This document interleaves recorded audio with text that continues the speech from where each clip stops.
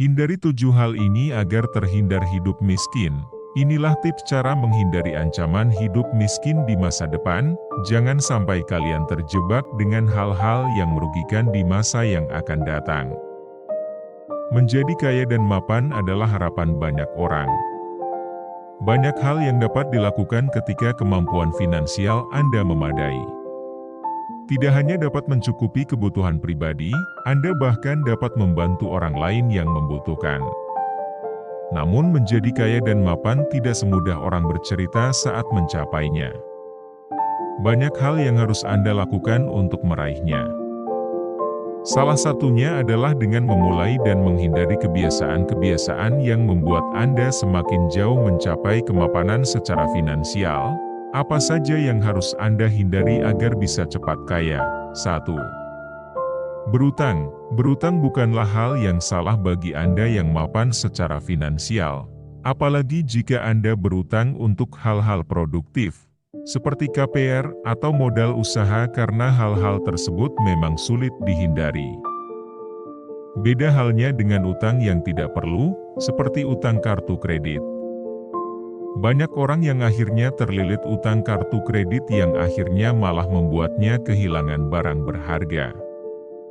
Bahkan, tidak menutup kemungkinan kehilangan rumah jika utang kartu kredit telah melampaui kemampuan membayar Anda. Maka dari itu lakukan pertimbangan yang matang sebelum Anda mengajukan utang. Sesuaikan kemampuan bayar dengan kebutuhan yang Anda hadapi. 2. Tak menyisihkan gaji untuk tabungan. Tabunglah apa yang Anda dapat.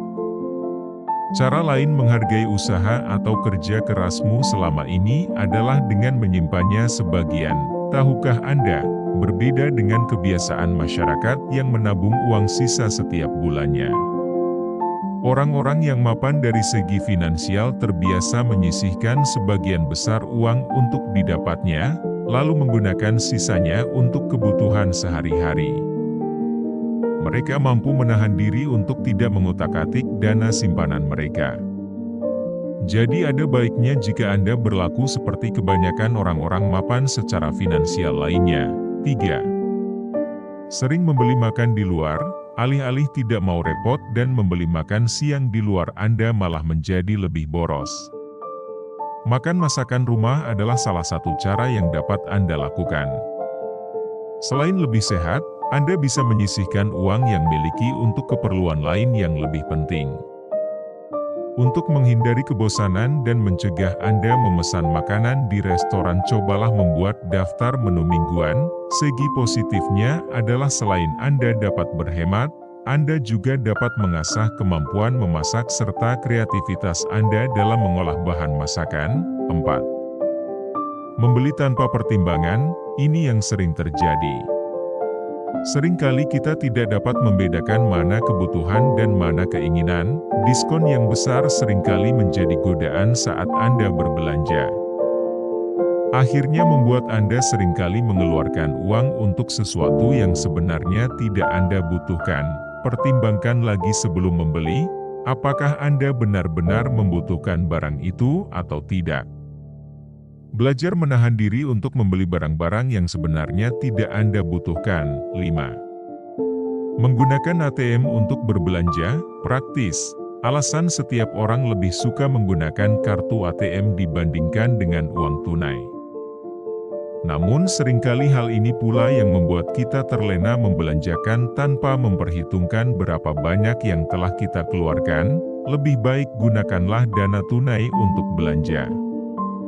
Dengan begitu, Anda dapat meminimalisasi uang yang Anda belanjakan karena terbatasnya uang tunai yang Anda miliki dibandingkan dengan uang di ATM. 6. Tidak memiliki dana darurat. Menurut ahli keuangan, untuk menutup keperluan darurat Anda mesti punya dana senilai 6 bulan gaji. Misalkan Anda atau anggota keluargamu sakit atau terkena musibah, disinilah fungsi dana darurat berperan. Jangan sampai ketika hal itu terjadi Anda tidak mempunyai dana yang cukup untuk menutupinya.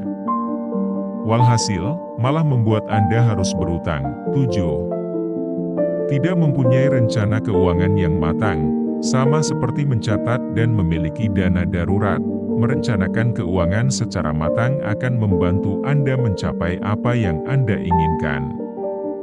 Misalkan 3 tahun ke depan Anda ingin membeli mobil.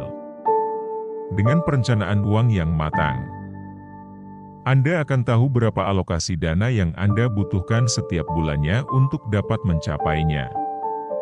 Tidak hanya itu, dengan mempunyai perencanaan yang matang dapat membantu Anda lebih disiplin dalam menggunakan uang yang Anda dapatkan. Sekian penjelasan video kali ini. Dengan tips ini semoga teman-teman semua semakin memahami bagaimana mengatasi sebelum terjadinya ancaman kemiskinan dalam hidup.